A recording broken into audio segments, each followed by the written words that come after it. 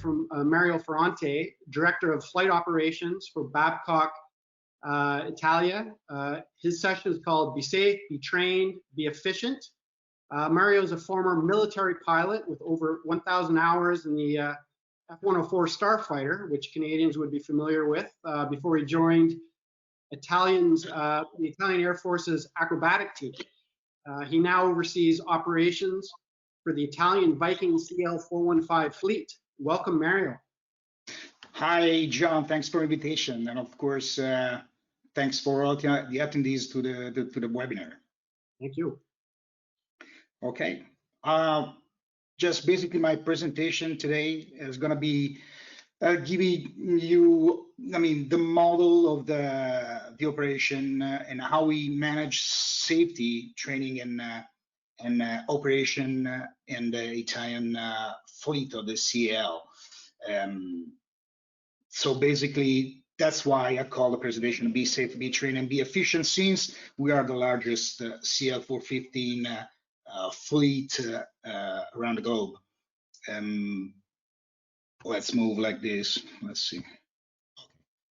So basically, John already done the introduction of myself, former fighter pilot, F-16, F-104, flew in, and also flew Frecce Tricolori for quite a bit, doing wingman and solo. And since 2008, I joined the business in the firefighting.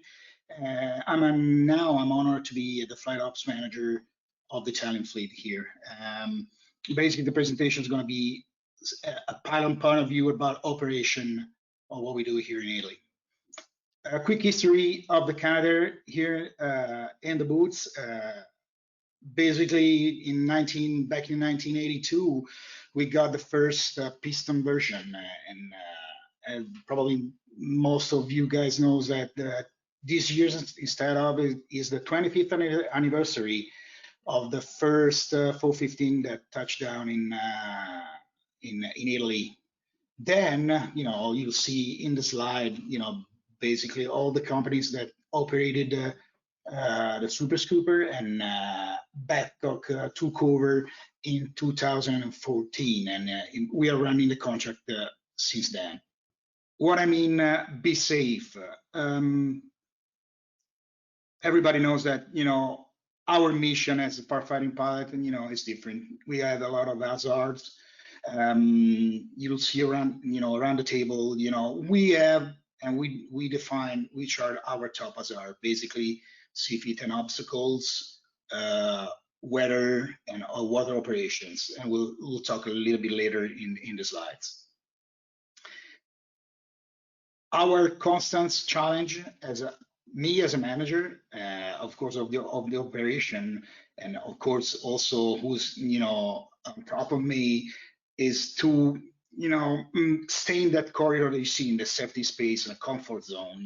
If you train a lot, you spend money, you got no revenue because you are too, let's say, too conservative. If you don't train a lot, enough, you can get forward and you're gonna have had some kind of safety problem. So it's always a trade-off between production and protection.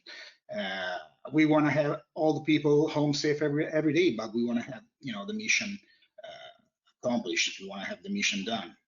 So what we have done, because you will see that we started in the beginning of the new millennium with a reactive culture in terms of safety. When accident and incident happen, and we react to that. Through the years, we put up a safety management system that now takes us to have a reporting system, a board that discuss about the events, a risk management with the hazard that I just show you. We put on also a flight data monitor system. And since 2 years, because our certification changed, our national authority, force us to have also, we have a fatigue report monitoring, because fatigue is not taken into account very much in our job. You must believe it. In your system, in your management system, these kind of tools must be important, must be followed, and you will see that the result, for sure, they will come. Starting in these millennium, as I was telling you, in the beginning, we had a lot of fatalities, a lot of mandatory occurrence with no reporting. That means that the aircrews didn't have any just culture, let's say, no, in the term, there were no reactive, no so sensitive to safety. We started with an SMS and an FDM around 2009. As you can see in the table, the reporting from the aircrews had a constant growth, and also we didn't have any, let's say, fatalities since then. We didn't have any. Let's see, the number of mandatory occurrence was very, very, very reduced. And also you will see that is a constant shallowing line, and the average is a shallow line going down, decreasing towards zero. Probably we're not able to cancel it, but our effort is to go in that direction.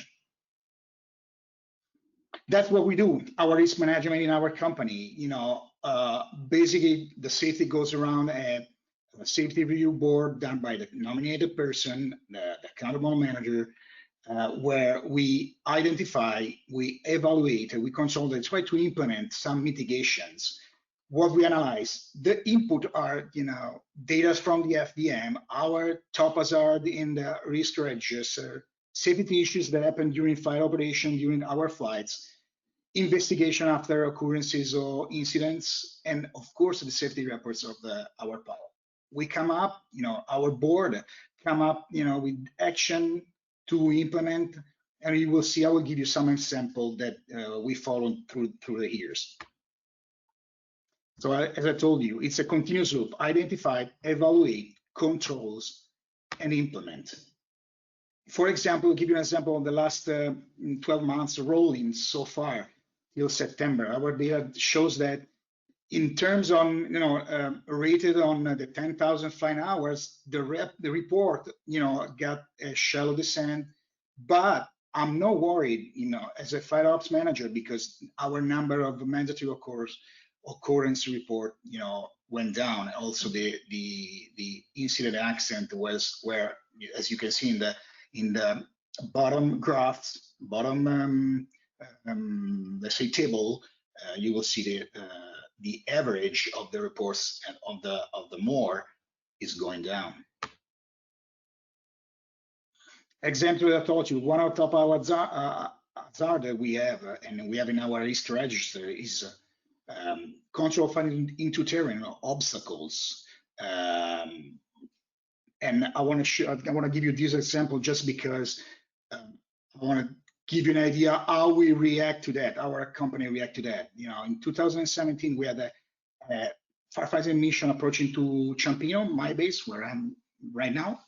And the weather condition degrading quickly. The captain decided to continue a VFR approach, despite that the weather condition. Tower negated the VFR approach and sent them around. The captain continued visually, but suddenly they reported into India-Mike condition. The captain tried to go back into, making a level S toward obstacles, toward a mounting area, using his personal device on board. Got, lost some kind of, say, disorientated, and co-pilot did an emergency authority control. What we learned, that our prevention, you see on the left one, the blue one, failed. All the barriers failed, but we got lucky because all the recovery was successful.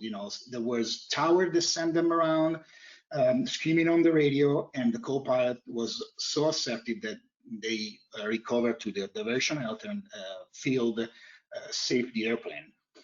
What this gave it to us, after an investigation, the fair process, the applied, we come up with some recommendation and lesson learned that were converted into improvement in just culture implementation process, improvement in safety culture to eliminate operating pressure on the captains, basically on the aircrew. SOP, of course, SOP updating, and we increased also IFR training. We talk a little bit later when we're gonna talk about simulator, and discuss, of course, in our CRM classroom. Other typical risks, water operations. An example, 2012, during the last flight for a command course qualification, during water scooping maneuver, the aircrew basically chose incorrect scooping area, incorrect scooping maneuver speed, applied an incorrect aboard maneuver, and also there was also incorrect use of flap. What happened? What you see in the picture. Aircraft damages was due to an erroneous water scooping maneuver due to poor crew coordination. Actually, the airplane was rebuilt in a couple of years and still flying. As talking about water operation, because even in 2008 we had, as you see, a lot of nose landing gear door damages during water scoop. We felt the a necessity to react of that, and what happened that the safety review board plus all the most experienced pilot got together, and since we were not able to teach and to give any specific number to say to our pilot, hey, you can scoop there or you cannot, because we don't have any instrument to say, which is the height of the wave or the sea state. As Chris was saying earlier, this job is done with our eyes, done visually. We got together and say we need to give them at least a tool to decide if we can do it or not, to decide if to leave or not.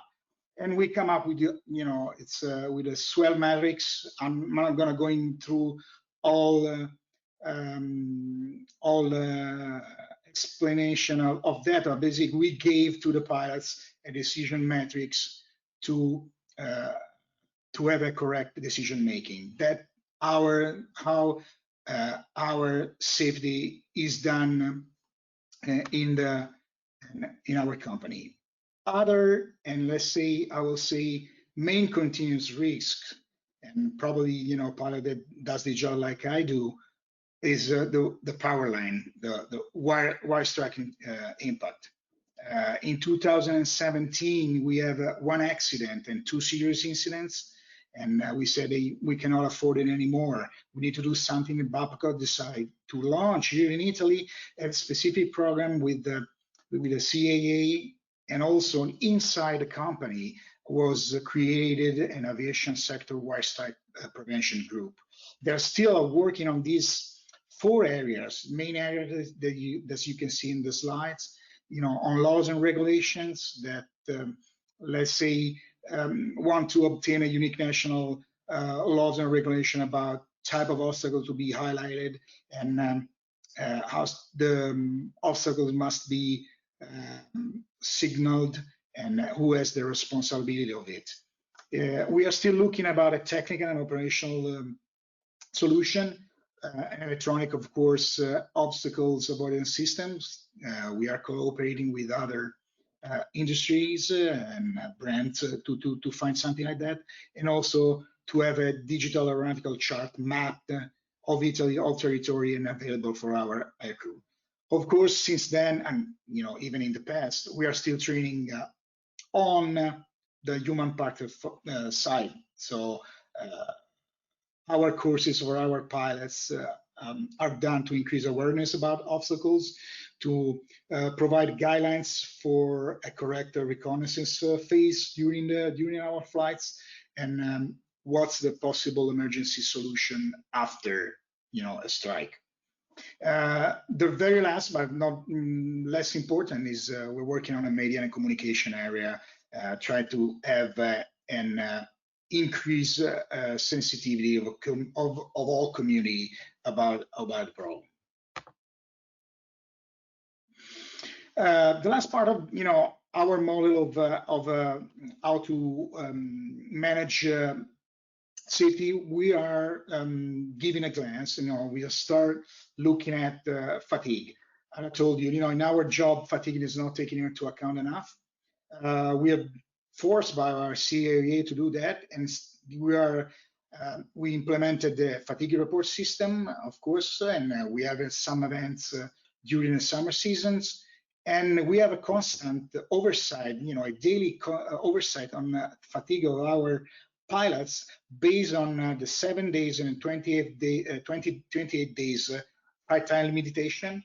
And we are implementing a few times also the number of scoops. So even that data will be available and put the pilot in a green or orange or maybe a red area to evaluate correct the level of fatigue of our air crews.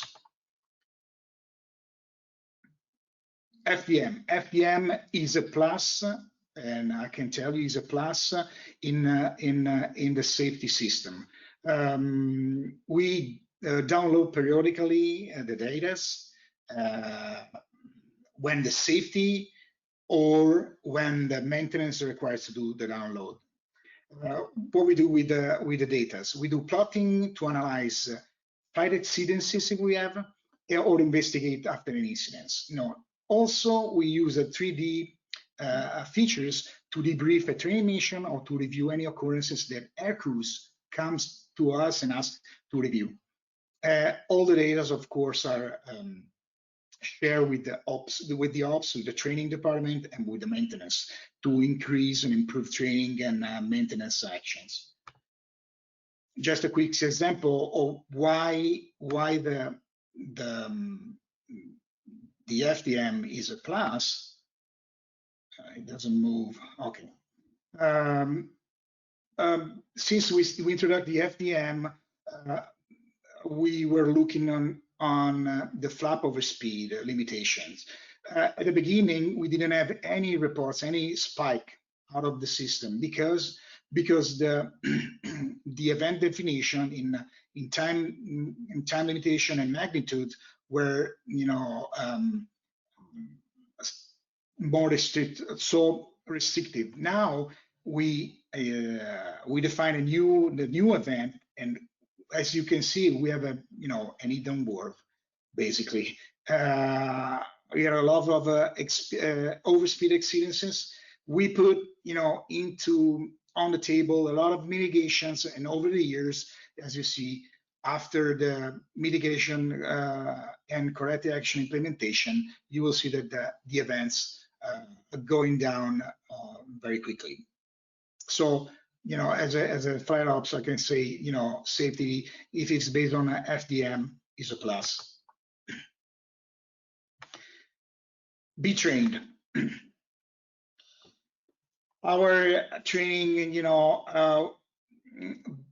before the certification of the simulator, the full flight simulator, the first full flight simulator that is here in Italy, was based only on the airplane. Basically, all the main serial, the 27% of the serial accidents incident that we had were happening during training. So we said we cannot afford it anymore, and in 2015 started this joint venture with Ansett Australia and Italy, and in 2019 was certified the first simulator here in Malpensa, and of course, as you can imagine, the benefits that we can have in basic and advanced training, in operational training, in dedicated and high resolution area where you can replicate sea and lake operation, of course, in let's say less risky environment. And of course, since we run a business, we have a lot of reduction in costs. So our training, what we provide now is a combined training we combine training with the simulator and the airplanes, where in the simulator we can give, of course, technical and soft skill training, competence-based training, and evidence-based training. Basically, we get a trend. With just something we are not convinced about it. We have issue out of our summertime season. We go to the simulator. We train, and we can nail, the problems with the simulator. On the airplane, still, practicing our technical skills. We, of course, we maintain currency, water bombing. There is, of course, our core business, and we still have the main qualification as, of course, water bomber co-pilot and captain's water bombers.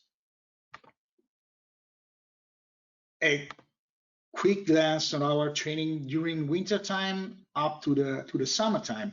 So basically, the combined training is divided. Basically, we have available 550 hours of simulator that gives us basically 4 slots a pilot, where we can train in emergency, abnormal, IFR training that we need since we are basically VFR pilots. We train them on SOPs and threat error management. Of course, we still have about 700 hours available for our crews that give us 25 hours, an average of 25 hours a pilot, where we train on simulated drops and water operations. We do during winter CRM, recurrent training in classroom, or of course refresh for part-time pilots that join us during summertime, and that is done to have an acceptable risk level during firefighting operations. Be efficient. Of course, the airplanes give us let's say a starting level, good enough to be efficient, because what Chris said, the airplanes is excellent for doing aerial firefighting, and basically our model is probably the more updated so far, with weather radar, FMS, autopilot, IR, satellite and tracking system, ADS, B-out, Model S, spray kit. So our starting level is already high, but our pilot give us makes a difference. What we still appreciate when they're airborne. As you can see, this is our distribution during the year. I say we are efficient. You see the red line that give us an idea where we are potentially able to, to do it. In 2017, we flew almost 10,000 hours of flying, was 10,000 flying hours over fires, with 16 airplanes. So it's a humongous job. This year, it's an average, has been an average season for more than 4,400 hours so far, with more than 1,600 MIGs flown over fires. And also, I say we are efficient because we are tasked by Europe. We join the RescEU program that sees 2 airplanes involved in where is needed in Europe. So as you can see, since 2004, we have been employed from Sweden, from north to Sweden down to south to Libya, and west from Portugal to Israel or Samara in Russia. So with no issue during deployment. So that's the airplane and organization responded always in the correct and the right way. So yeah, I gave you, but I wanna be honest. There's also always a job to do. This year we had a serious incident, a 3-strike, but this example needs for me to say where we are now working on. We had a 3 strike during an attack because the airplane was recovered with the damages that you see on the slides. And the assumptions was that we had a pickup of the water before the recognition of the fire. Was a large fire with limited time available before sunset, and a water source was far away from the fire. So this gave a little bit of pressure on the air crews.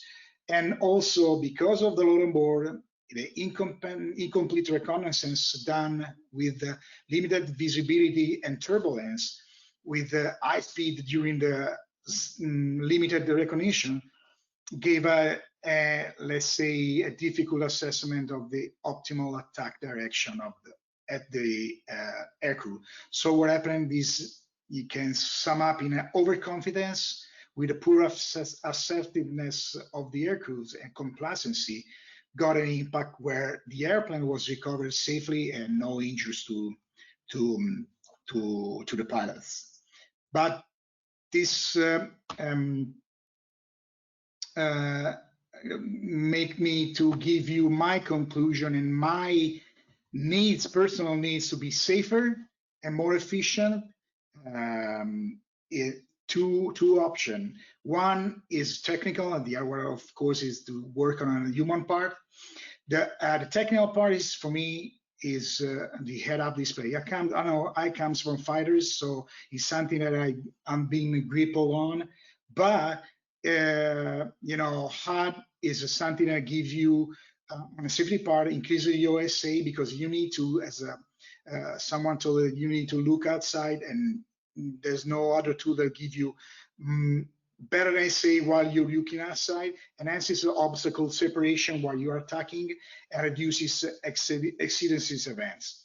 On an operation side, as a pilot side point of view, of course, eases a cross-check, enhances aircraft control while you are flying, and raises your job effectiveness while you are attacking. But unfortunately, I know there is no hard, let's say, consideration in any upgrades. That, as far as I know, it's at least, I know that is an optional, but on safety side, in my opinion, must be, not optional, must be provided. So basically, all the upgrades that I've seen so far on the CL is taken into account of obsolescence and not on the safety part. On the human part, it says co-pilot training is something that must be taken into account, and as an organization, we are starting with it because enhances assertiveness, reduces complacency, and of course, enhances effectiveness of the air crews, and of course, as an operator, gives us let's say, an easy conversion when you jump from the right to the left in your career. I will conclude, say that histories, as I show you, a systematic approach with an SMS is effective as long as a tailored training. So as an organization, we have to try, and I give you a suggestion to all the operators, to have a comprehensive awareness or understanding of which are your risks and your hazard. Be sensitive to all indication and infos you receive, from a chat in front of a coffee machine into a safety board, or while we, talking, with your pilots. Be more predictive than reactive. Stay focused and don't underestimate any event, anyone. From the smallest one to the more serious. Don't take any decision without evaluated data that your FTM or your evaluation data can give you. Don't forget and put the people as a key of your organization. It has to be the plus in your organization. So train them appropriately, and you will meet your targets for sure. with the acceptable risks. So, John, that's to conclude my presentation. You have the hammer again, and I'm ready to be shoot. Thank you, Mary. That was great. A lot about safety, which obviously is a huge important issue in this sector. Could you maybe, from that, are there one or two critical takeaways for any operation to think of, like a couple things that really stand out to you that any operation should do to keep its pilots safe in this environment? But I told you we need to, of course, the top risk for us is I told you is obstacles. So we need to work to something technical. And I'm, as I was telling you yesterday on the rehearsal, I'm still stick and trouble. So I'm lean on the other industry to come up with some solution to give us an alarms about that.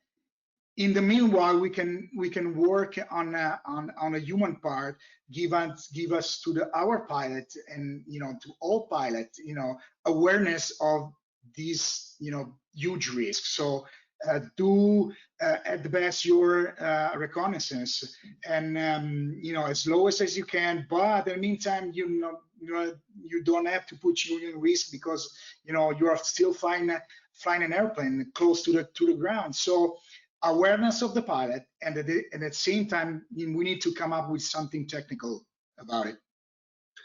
Interesting that you're looking at the number of scoops to assess fatigue management. How is that going? How's that program? Has it made a significant difference? But actually, we are still in the program. We are still studying on that. We don't have any limitation, but I know that some partners like the French guys or some other operators has a limitation.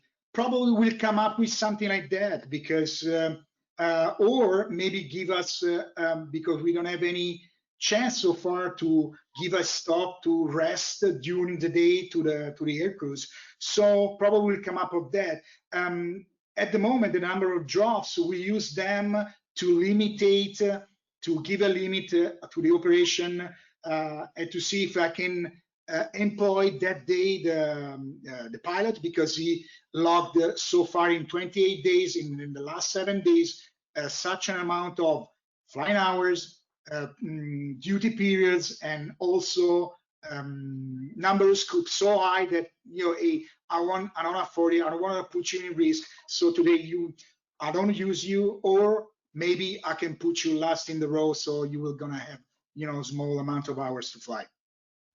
Yeah, that's becoming a huge issue here in the Canadian sector with the introduction of new flight hours and duty time restrictions. Is what's going on in Europe and Italy also very science-based? Is that the approach that it's moving toward? No, but basically, it all started 2 years ago, 2.5 years ago, with a new certification for firefighting operators came up from our let's say CAA, and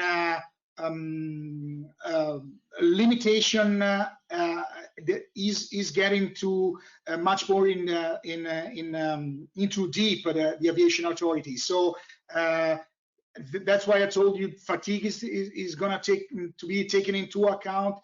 Our pilots must be trained as a current and a recurrent training in every year about fatigue. So is a warning, and is something that our authorities is concerned about. I have a couple of questions from the audience, Mario. I'll just fire them at you. One is, why does Mario not consider a HUD as a viable cockpit resource enhancer? It actually, because I'm not the owner of the fleet. It's something that let's say Viking, or maybe our let's say owner, that is the Italian Fire Brigade, has to think about. Is something that probably in the future upgrade can we suggest as a company, as an operator, since we operate the airplane, suggests actually I don't know if the property is thinking about, maybe yes, maybe it's taking our suggestion, maybe not, but it is something that was a claim from my side, because in the all the upgrades that I see from very so far about the CL, they didn't put it as a let's say certain and fixed point, but it was just an optional. In my opinion, is a safety concern, as must be something that to be equipped with the airplane. Mario, there's more questions, and I apologize, everyone. We'll address those with Mario, and we'll try to get him to answer those for you. We just have to keep moving with our agenda. Yeah, please, give them. You see my email address. Please, send to me, and and I will try to get an answer for everyone. Really appreciate your time, Mario. A great presentation on safety. Really appreciate it. Thank you. Bye. Take care to you.